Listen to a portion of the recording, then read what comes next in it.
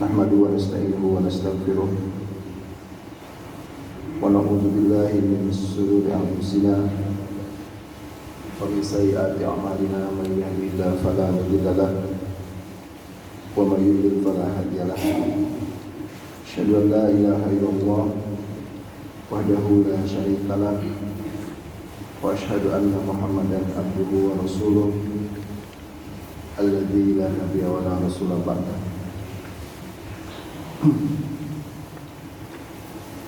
Hadirin yang dirahmati Allah,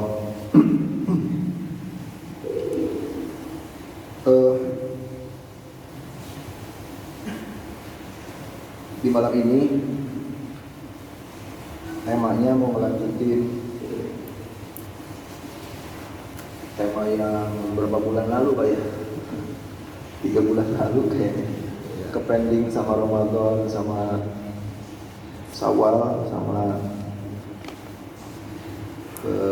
kurban ya. Saya diminta melanjutkan kembali tema tentang ekonomi Islam. Dan yang sudah saya sampaikan, bahkan sudah saya bagikan print out-nya. Saya sudah kabari ke Pak Rizwan mau dilanjutin, tapi rupanya dikabarin apa enggak, pada nggak bawa ya itunya, fotokopiannya. Baik, nggak apa-apa toh, sepertinya belum akan selesai malam ini. Nanti pertemuan berikutnya kita cetak lagi lah. Dan diperbesarlah tulisannya katanya biar kebaca. Wasiat Rasulullah kepada para pedagang, kan itu judulnya ya Pak? Ya, betul.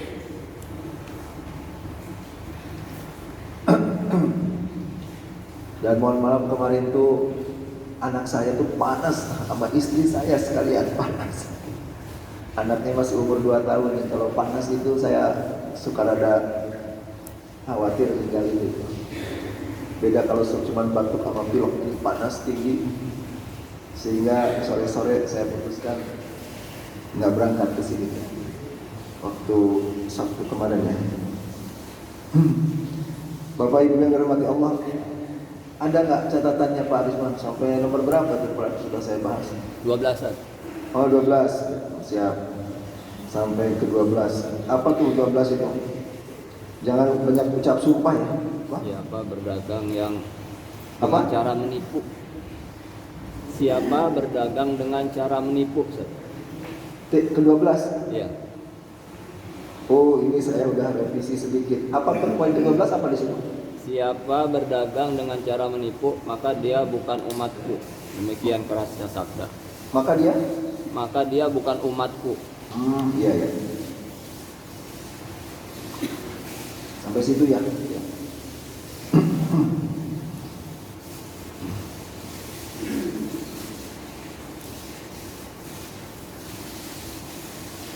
Ya, baik. Hadirin yang dirahmati Allah, berarti poin ke-13 sekarang ya. Poin ke-13 adalah azab bagi pedagang yang suka curang ketika menimbang dan menakar dan mengukur. Menimbang, menakar, mengukur adalah neraka wail. Dalilnya ada di surat Al-Mutaffifin ayat 1 sampai 3. Allah berfirman, wailul lil mutaffifin. Celaka orang yang suka al-mutaffifin. Al-mutaffifin itu apa? Alladzina idza qalu 'alan nas yastawfun. Mereka apabila iqtalu 'alan nas yastawfun. Kalau mereka itu posisinya pembeli gitu ya, maka minta timbangan agar tepat. Bahkan minta lebih. Kalau posisi sebagai pembeli. Wa idza qaluhum aw wazanuhum yukhsirun. Giliran mereka posisinya penjual, mereka yang menakar gitu, maka mereka merugikan orang. Maksud orang di sini adalah yang si pembeli itu. Sampai ada suratnya Pak.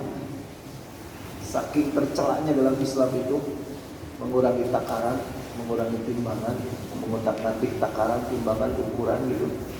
Sampai jadi surat tersendiri, surat Al-Mutaffifin. Sampai turun nabi khusus ngatasin itu, yaitu Nabi Syuaib. Nabi Syuaib itu kelakuan umatnya yang paling menonjol, kelakuan buruknya adalah berlaku curang dalam berdagang. Wailun, langsung kecamannya dari Allah. Celaka. Wailun itu Pak,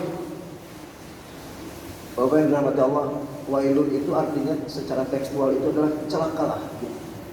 Tapi di tafsir riwayatnya itu lainnya. Abdullah bin Abbas, Abdullah bin Umar menyampaikan di tafsir Ibnu Katsir, wailun itu bukan cuma secara tekstual artinya celaka, tapi wailun itu wadin finnar, nama sebuah lembah di dalam neraka.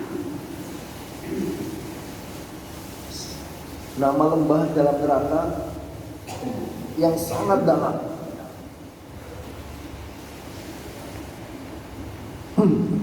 Nauzubillah min dzalik. Jangan sampai kita berlaku seperti itu. Karena jelas hasil jual belinya juga haram itu Pak. Haram. Apakah haram total? Enggak. Seberapa persen dia berbuat curangnya, itulah yang haram. Jadi disebutnya itu hartanya itu harta mukhtalif, harta yang tercampur. Jadi harta itu kan ada harta yang total halal. Wah, orang kayak begini berkah nih ya, doanya pasti makbul, total hartanya halal. Ada yang harta itu total hartanya haram. Ada yang mukhtalif, orang yang hartanya tercampur. Berapa persennya itu haram, berapa persennya halal. Jadi kalau kita ini jual barang nih, ya, kemudian taruhlah misalkan belinya 10 kilo, kita otak-atik tuh ya takarannya, sehingga sebenarnya cuma 9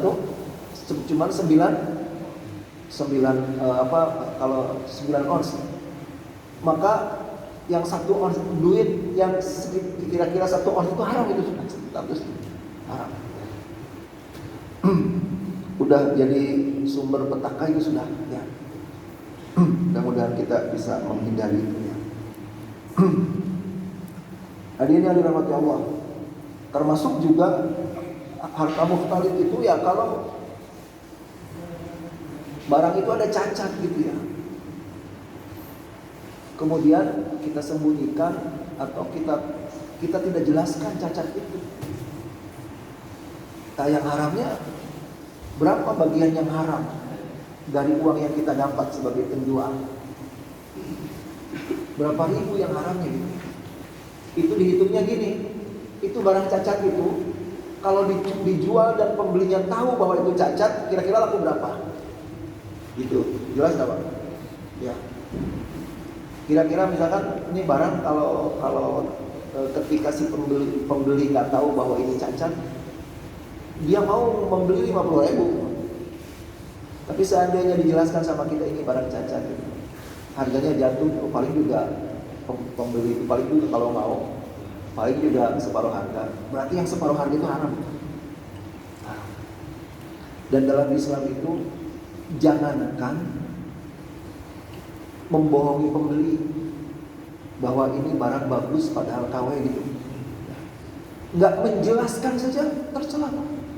Lihat hadisnya nih, kata Rasulullah SAW di hadis Sahih Ibnu Majah 1837 dari Uqbah bin Amir, al-muslimu akhul muslim, muslim dengan muslim itu saudara.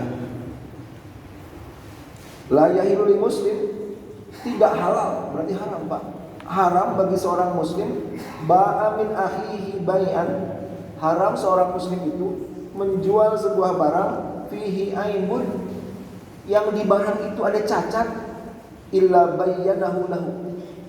Haram seorang muslim menjual sebuah barang, di barang itu ada cacat, kecuali dikasih tahu pembeli itu. Ya, dikasih tahu. Jadi kan ada juga yang merasa tidak salah ya ketika menjual barang. Kita itu tahu itu barang cacat, penjual itu tahu barang cacat, tapi diam aja. Diam aja. Dan kebetulan pembelinya pun nggak nanya dan kurang teliti. Boleh ya kayak gitu? Nah, boleh. Tanpa harus nanya si pembelinya, ya kita jelasin dulu apa. Mohon maaf nih, barang itu ada cacatnya nih gitu. Kalau Anda tetap mau beli, saya potong deh harganya. Gitu. Ya, jadi seperti itulah akhlak Islam. Mendingan kurangi harganya, jelaskan dan kurangi harganya. Memang seperti rupiah pada jangka pendek. Tapi lihatlah cara dagang Rasul itu begitu, Pak. Seorang pedagang ketika dia tanpa dia bertanya, ternyata si penjualnya jelasin duluan bahwa ini barang cacat, ada cacat dikit nih. Anda mau beli berapa gitu kan? Itu pasti jadi pelanggan setia, Pak. Ya. Dia pasti langsung langsung jatuh hati lah sama akhlak si pedagang itu. Dan kemungkinan besar dia ceritakan akhlak pedagang itu kepada yang lain, sehingga jadi tersebarlah dari mulut ke mulut. Itulah cara dagangnya Rasul, Pak. Kalau baca di sirah, Rasulullah itu tanpa si pembeli harus neliti gitu ya, tanpa si pembeli harus nanya, beliau sebagai penjual, beliau jelasin dulu, Pak, kalau ada barang cacat gitu. Nah, jadi seberapa persen yang haramnya ketika barang cacat dijual tanpa diberitahu kepada pembeli, ketika timbangan dikurangin, ya, berapa persen haramnya? Ya sejumlah sejumlah barang itu kalau dijual dengan si pembeli tahu cacat gitu. Ya. Sejumlah timbangan yang dikurangin itu. Jangan pernah kita tergiur ya.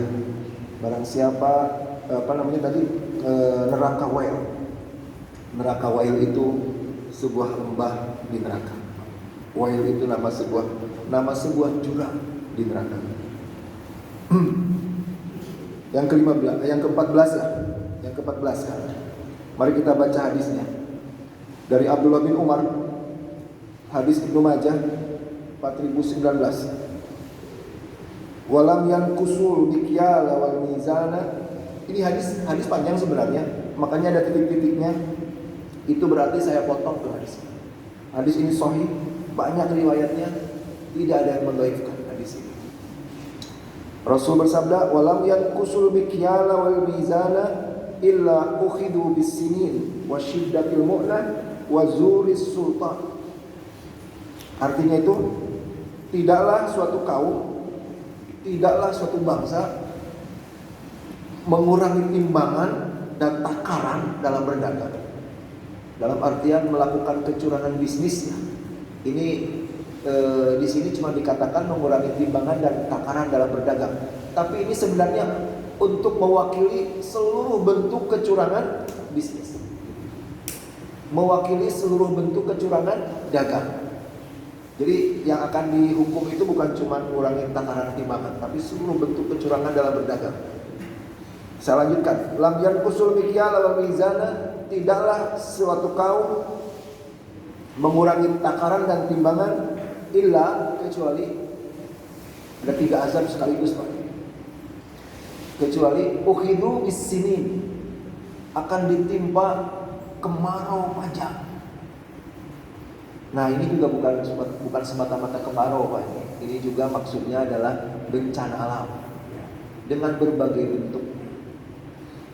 Kenapa disebut kemarau saja? Itu hanya mewakili. Dalam bahasa Arab ada gaya bahasa, ada sastra bagian dari gaya bahasa Arab lah. Min itlaqil juz wa iradatil kull, disebutkan salah satu maksudnya semuanya. Dalam bahasa kita juga ada sih ya, seperti warung makan, warung nasi. Apa ya nasi doang? Dalamnya kan ada lauk-lauknya lengkap gitu. Tapi disebutnya warung nasi doang kan gitu. Nah, seperti itulah. Bahasa Arab ada. Ukhidu bisinin akan ditimpakan kemarau sangat panjang, berarti bencana alam. Maka seandainya negeri kita ini banyak bencana alamnya. Negeri kita kan termasuk yang sangat rapat bencana alam itu, dan sangat beragam lagi. Ada di sebuah negara yang longsor melulu, di sebuah negara itu gunung Merapi. Di Indonesia mah semuanya ada gunung Merapi, tsunami, longsor segala macam ya. Hampir tiap tahun itu bencana itu. Itu kalau menurut hadis ini penyebabnya adalah banyak masyarakat yang berbuat curang dalam berbisnis. Kemudian wasyiddatil mu'nah. Yang kedua azabnya itu adalah kesulitan mencari nafkah. Berarti bencana ekonomi, Pak. Jadi kecurangan berbisnis itu ya, azabnya bencana alam, bencana ekonomi, wazuris sultan, dan kezaliman penguasa. Berarti bencana politik. Ya. Jadi saya suka bilang ke jamaah ya, kalau dari pemilu ke pemilu pemimpin itu yang zalim lagi gitu. Itu kalau menurut hadis ini tuh sebenarnya hukuman. Ya, terpilihnya pemimpin yang zalim lagi setiap dari pemilu pilkada itu menginformasikan bahwa di negeri kita ini masih sangat banyak orang berbuat curang dalam berbisnis. Sehingga oleh Allah dihukum dengan munculnya zuri sultan, pemimpin zalim. Maka kalau ingin kita oleh Allah dikasih pemimpin di negeri ini tuh yang sesuai keinginan kita, yang adil gitu ya, cerdas, nggak suka bohong gitu ya, maka awali dari diri kita. Hindari perbuatan curang dalam berbisnis. Tapi kalau kita kekeh berbuat curang dalam berbisnis, saya yakin partai Islam semua mau gabung, mau pakai istimewa ulama segala, seperti kemarin, mau pakai mengerahkan massa kayak 212 gitu. Seandainya tetap saja kekeh berbuat curang dalam berdagang, dijamin kalau menurut hadis ini, yang muncul pemimpin zalim lagi. Karena kemunculan pemimpin zalim itu kalau menurut informasi hadis Rasul ini adalah hukuman dari Allah karena kecurangan dalam berdagang, kecurangan dalam berbisnis. Itu ya.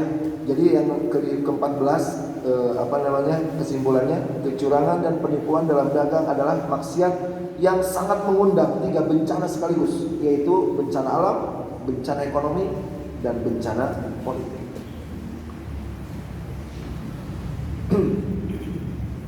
Hadirin yang dirahmati Allah, pemilu sebentar lagi ya, 2024 ya. Mulai dari sekarang berhentilah menipu ya, berhentilah merugikan orang lain dalam negara. Mudah-mudahan kita diberikan oleh Allah pemimpin yang baik. Amin ya rabbal alamin. Kemudian yang ke-15,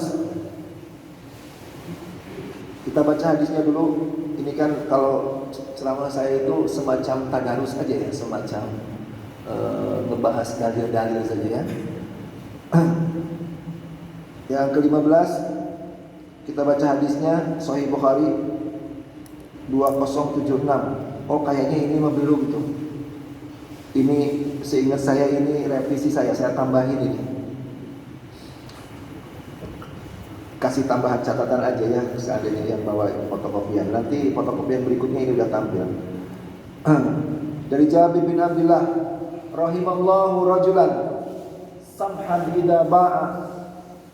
Allah sangat menyayangi orang yang sangat murah hati ketika menjual, wa idastara, dan sangat murah hati ketika membeli, wa idaqtada, dan sangat murah hati ketika menagih atau menuntut haknya. Nah ini Pak ya, mudah-mudahan setelah hadis ini kita bisa memperbaiki sikap yang seandainya belum cocok dengan sabda Rasul. Salah satu cara mengundang kasih sayang Allah sama diri kita itu adalah bersikap lembutlah, bermurah hatilah, permudah ketika menjual dan permudah ketika membeli. Tapi Rasulullah tidak menjelaskan ini maksudnya permudah itu apa. Ya berarti dari segala sisi ya. Bahasa berjual beli itu lembut ya. Kemudian ketika tawar menawar gitu loh ya.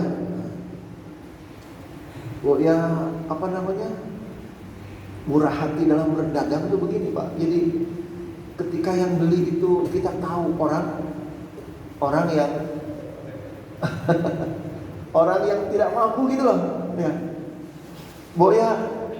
Nawar dikit makasih aja gitu loh. Itu tuh pasti sama Allah dicatat sebagai sedekah itu Pak. Bahkan ada ulama yang pernah saya baca yang menjelaskan bahwa sedekah, salah satu cara menyembunyikan sedekah adalah dalam berdagang. Dalam berdagang kita tahu nih pembeli itu orang miskin. Kemudian dia nawar ke kita kasih aja. Dalam hati kita niatkan sebagai sedekah gitu.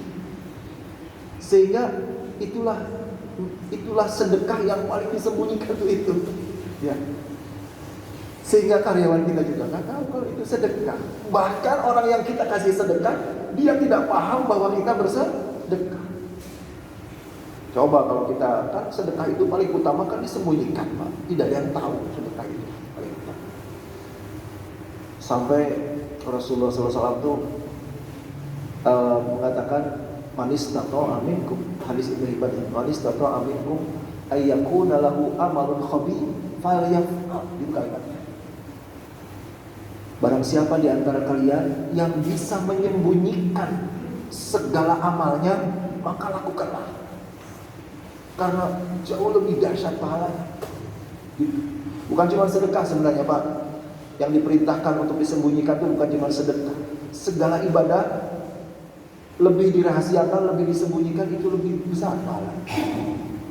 Meskipun ada pengecualian ya. Ada ibadah-ibadah yang gak bisa disembunyikan. Contoh yang berjamaah itu loh, bisa sembunyi. Masa sholat berjamaah sembunyi gitu. Yang berjamaah itu gak bisa sembunyi lah itu. Ketahuan kan berjamaah. Terus apalagi pengecualiannya? Yang syiar gitu, kayak azan. Masa azan sembunyi? Saya pengen azan tapi tidak ada seorang pun yang tahu saya azan, gimana caranya? Nggak bisa disembunyikan. Yang berjamaah, yang memang syiar, yang seperti azan gitu ya. Nah, terus apalagi yang dikecualikan? Selebihnya itu lebih baik sembunyi Pak. Lebih baik tidak ada orang yang tahu kalau kita tuh suka hantam dalam sebulan itu, jangan ada yang tahu. Kalau kita tahajud itu jarang bolongnya, jangan ada yang tahu. Kalau kita suka Senin Kemis itu jangan ada yang tahu. Semakin tidak ada yang tahu semakin bagus gitu. Ya, semakin bagus. Yang ada yang sebaliknya tapi Pak, ada satu ibadah sebaliknya. Harus terang-terangan. Apa itu? Ya, harus terang-terangan. Saya suatu ketika ceramah sedang menerangkan keutamaan ibadah yang disembunyikan, yang dirahasiakan. Saya terangkan itu satu pertemuan itu banyak keutamaannya banyak. Di sesi pertanyaan ada yang angkat tangan, alhamdulillah Ustaz katanya saya punya satu amal yang saya rahasiakan. Mudah-mudahan sebagaimana Ustaz katakan katanya pahalanya besar. Kemudian setelah turun dari mimbar ya, saya tanya ya, Pak, kalau boleh saya tahu amal yang dirahasiakan apa? Atau Ustaz jadi tahu katanya gitu. Saya mah perlu tahu kenapa? Karena kan dikecualikan dia bilang gitu. Apa amal yang Bapak rahasiakan? Ternyata kawin Pak. Kawin mana boleh, itu pengecualian. Nikah itu aklim. Umumkan nikah itu. Ya, dan bikin resepsi walau bisyatin, wa aulim walau bisyatin. A'lina nikah, umumkan nikah itu. Wa aulim, dan adakan walimah walau bisyatin, meskipun cuma nyembelih seekor kambing. Maksudnya begitu. Enggak boleh. Kalau nikah harus diumumkan. Kenapa? Akan mengundang fitnah Pak kalau disembunyikan. Nanti ketika sudah menikah, jalan berdua sama istrinya, orang bilang, itu siapa gitu. Dianggapnya pacaran nanti gitu. Dianggapnya bukan muhrimnya. Nah, ini orang suka keliru ya. Giliran yang suruh disembunyikan malah terang-terangan. Giliran yang suruh terang-terangan malah sembunyi, kan gitu. Tapi biasanya yang suka disembunyikan mah bukan nikah sih. Biasanya mah nikah lagi gitu ya. Yang suka disembunyikan. Nggak boleh ya. Nikah mah harus tahu. Termasuk harus tahu. Saya sampai tegur tuh jemaah saya itu. Bapak disembunyikan dari siapa? Istri pertama nggak tahu. Nggak tahu. Udah 5 tahun nggak tahu. Saya tegur. Mau sampai kapan disembunyikan dari istri pertama sih? Emangnya kenapa Ustaz? Emang ada potensi dosa nanti gitu. Dosanya apa? Kalau kan Bapak nggak tahu meninggalnya di rumah istri pertama, istri kedua. Kalau meninggalnya di rumah istri pertama, istri kedua, anak-anak dari istri kedua berhak dapat waris nggak? Berhak. Nanti ditolak sama keluarga istri pertama. Terus kalau terus-terusan nggak dikasih tahu, suaminya meninggal, kemudian anak dari istri pertama sama anak dari istri kedua ketemu, saling mencintai, gimana coba? Yang menanggung dosa siapa? Si bapak itu. Nggak mau ada saya bilang, pulang dari sini kasih tahu istri pertama. Bingung dia tuh. Bahwa bapak punya istri kedua.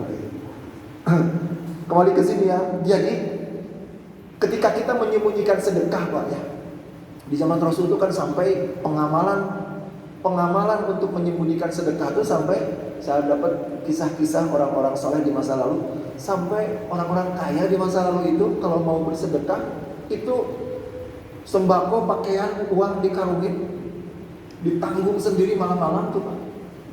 Kenapa dia nggak nyuruh pembantu? Kalau nyuruh pembantu, pembantunya tahu, gitu. Ya? Kenapa malam-malam? Takutnya tetangga ngeliat. Berpapasan sama orang nanya mau kemana, itu kan bingung gitu. Malam-malam sudah larut, dia pikul karungnya, dia bawa ke tempat yang jauh, sampai di depan rumah orang miskin, dia taruh karung sedekahnya, dia ketuk, Assalamualaikum, ini saya mau ngasih sedekah, tolong diterima, depan pintu. Ketika kedengaran ada langkah kaki dari dalam, dia udah pergi, sehingga orang miskin itu tidak tahu siapa yang ngasih. Coba sampai begitu zaman dulu. Betapa orang-orang soleh di masa lalu itu ingin agar ibadah itu maksimal pahalanya, disembunyikan, nggak ada yang tahu. Nah, ada cara tersembunyi Pak untuk sedekah itu, yaitu ketika jual beli sama orang miskin gitu. Dia kan persepsinya tawar menawar, padahal kita niatnya sedekah gitu. Kita niatnya sedekah. Hadirin yang dirahmati Allah.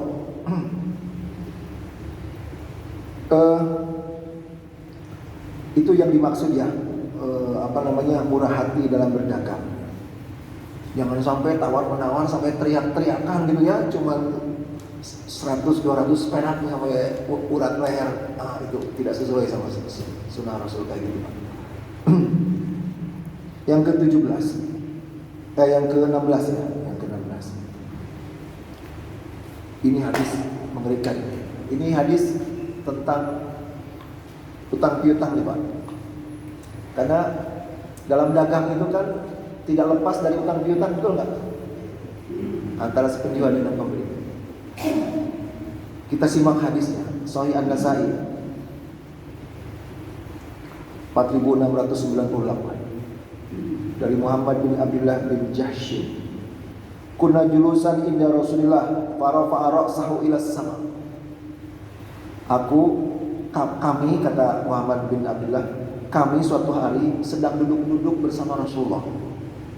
Tiba-tiba Rasulullah melihat ke atas, menatap ke langit, menengadah ke atas.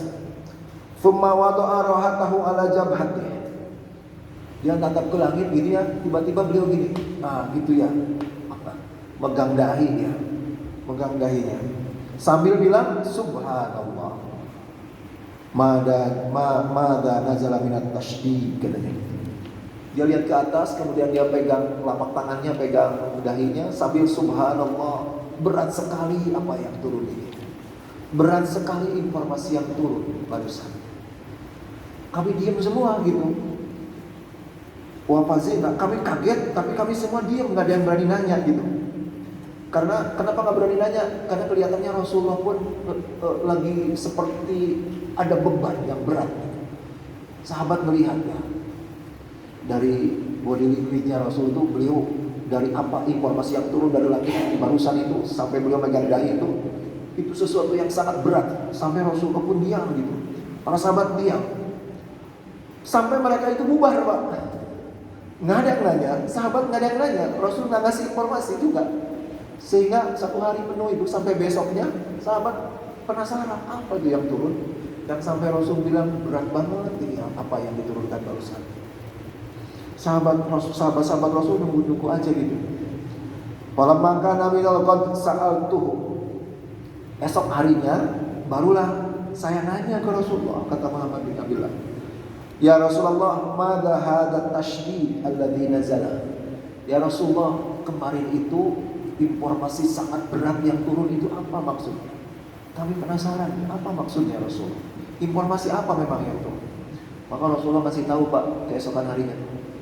Rasul bersabda, walladzi nafsi biyadi, demi Allah yang jiwaku ada dalam genggamannya. Lau anna rajulan qutila fi sabilillah, seandainya ada orang yang terbunuh di medan perang fi sabilillah melawan orang kafir, berarti kan syahid.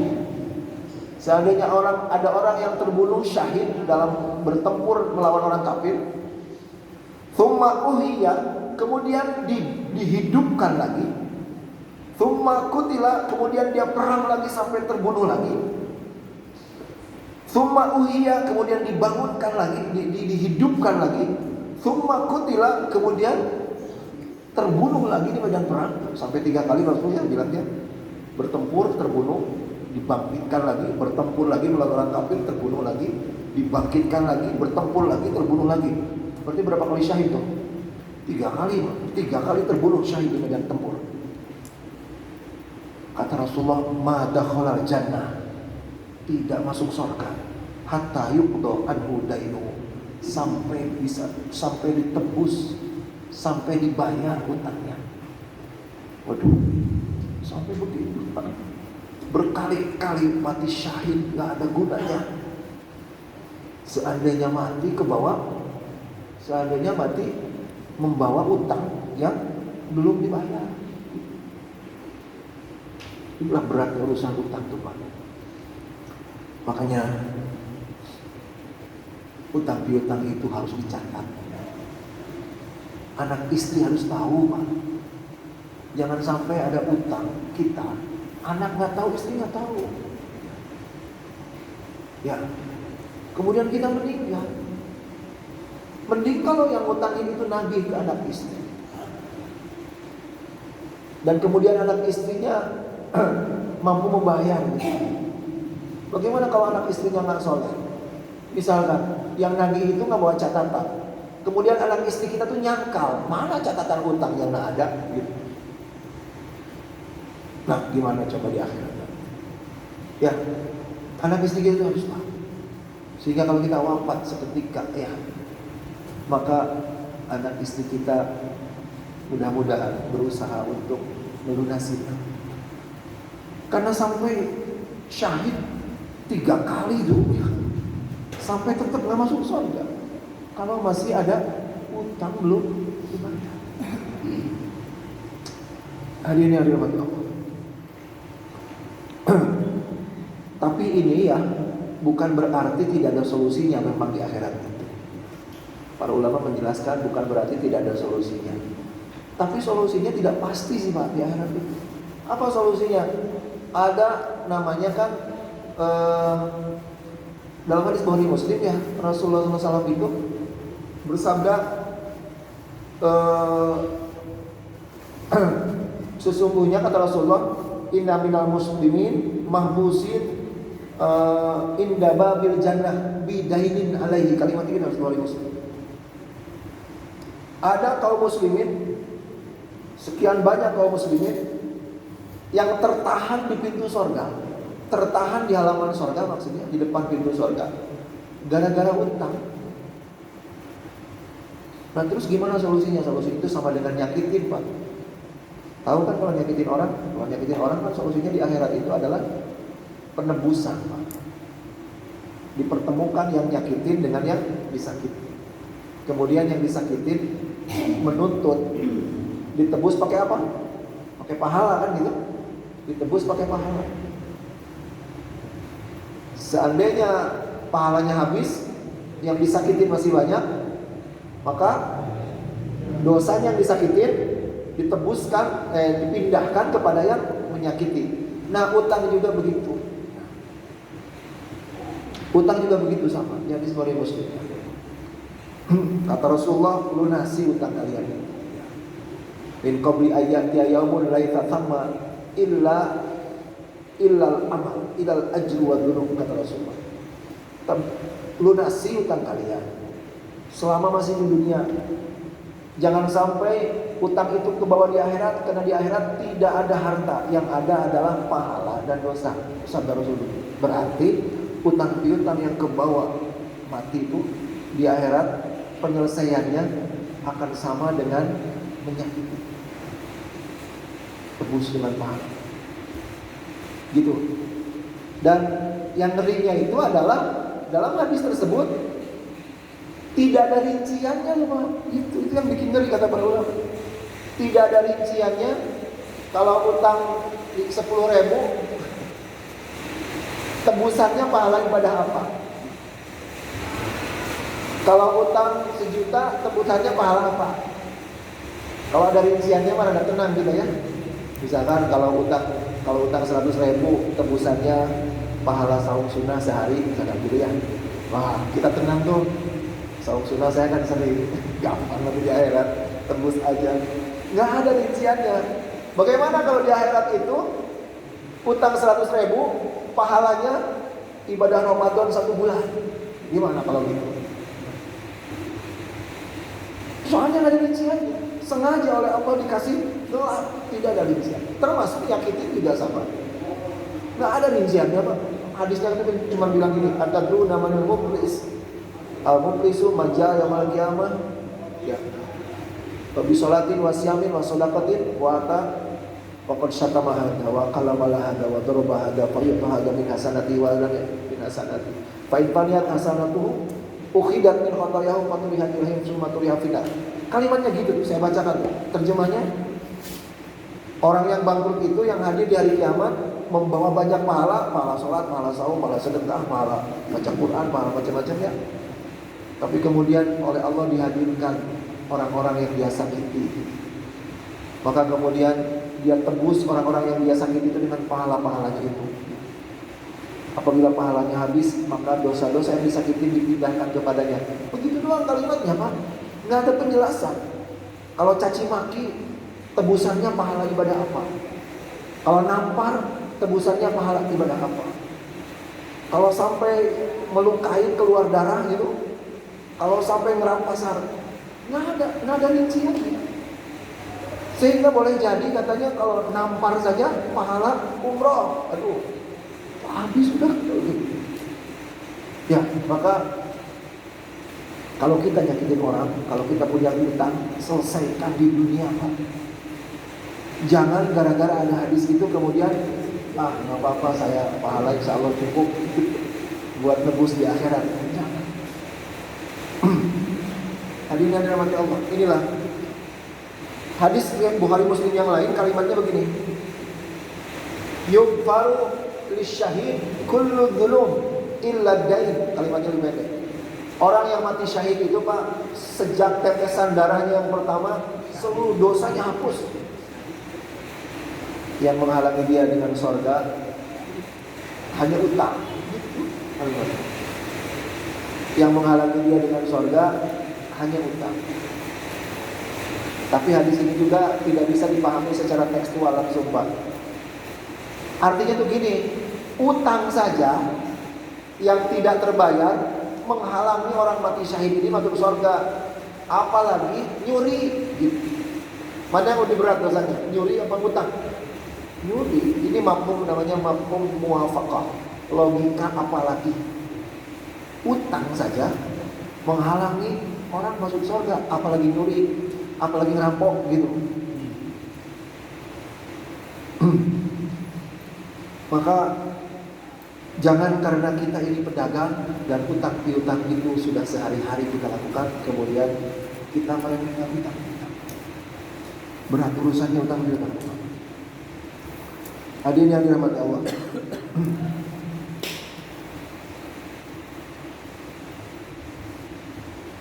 Kemudian yang ke-17 ya, yang ke-17.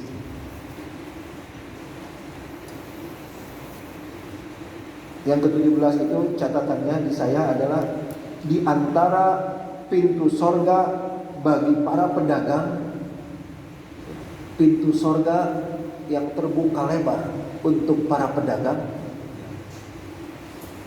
Maksudnya itu jalan atau peluang masuk sorga bagi para pedagang adalah piutang.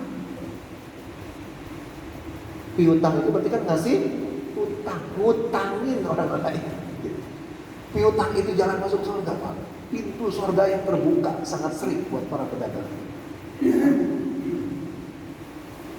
Hadisnya itu sangat fantastis nih, Pak. Hadisnya itu sangat, kalau disalah pahami bisa salah paham, Pak. Model-model gini lah hadisnya itu. Pernah dengarkan hadis pelacur yang jadi masuk surga, diampuni dosanya gara-gara ngasih minum anjing dengan sepatunya, dengan air dari sepatunya gitu kan? Itu kan nggak boleh disalahpahami, Pak. Itu wah nggak apa-apa berzina gitu kan? Yang penting ngasih minum anjing gitu kan? Bukan begitu itu ya? Begitu. Itu kisah oleh Allah dibuat untuk menginformasikan betapa dahsyatnya sedekah sebagai penghapus dosa. Dari kisah itu kan jangankan sedekah sama manusia, sedekah sama binatang, bahkan binatangnya pun yang paling najis gitu bisa menghapus dosa pelacur ini, apalagi sedekah kepada manusia gitu. Dan jangan lupa ya, hadis ini itu ada prosesnya, bahwa si pelacur ini karena berkah ngasih minum anjing itu, dia bertobat, Pak, dari pelacurannya gitu. Dan kemudian si keutamaan perempuan ini, kenapa ngasih minum anjing dengan air satu sepatu saja? Keikhlasannya yang sangat dahsyat.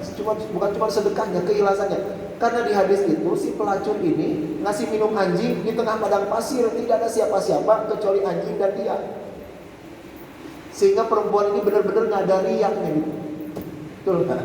Jadi tidak ada yang tahu kecuali dia dan anjing dan Allah gitu. Itu kata para ulama. Nah, hadis-hadis model begini tuh banyak. Di antaranya ada terkait dengan utang nih, dengan utang piutang. Mudah-mudahan ini bisa jadi pencerahan ya. Kita baca hadisnya. Kata Rasulullah, inna rajulan, dari hadis Abu Hurairah, inna rajulan lam ya'mal khairun qattu. Ada seorang laki-laki tidak pernah berbuat baik apapun. Rasulullah, hadis Bukhari 3480.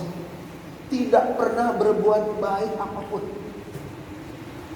Wa kana yudayyun nas fa yaqulu rasulihi khudh ma tayassara wa truk ma asra wa tazawwaj la'alla Allah yatazawazu anna. Orang ini enggak pernah berbuat baik sama sekali. Cuma dia itu seorang pedagang. Dan dalam berdagangnya banyak yang berutang kepada dia. Gitu. Dia punya karyawan yang khusus nagihin utang. Dia punya karyawan yang suka disuruh nagihin utang. Dan setiap si karyawan yang berangkat untuk nagihin utang, dia itu selalu pesan tagih utang ya dari orang-orang yang kau lihat mampu. Sekiranya orangnya masih sangat miskin, lagi kesulitan, maafkan saja. tagih lain kali saja. Gitu. Coba itu Pak. Setiap mau pergi nagih dia bilang gitu. Teliti yang utang kepadaku itu, teliti sama kamu. Sekiranya dia mampu, ada hartanya, tagihlah. Sekiranya dia tidak mampu, dia lagi bangkrut, maafkan saja. Tinggalkan. Tagih lain kali saja. Gitu Pak. Falamma halaka, ketika dia meninggal, qala Allahu lahu. Ketika dia meninggal,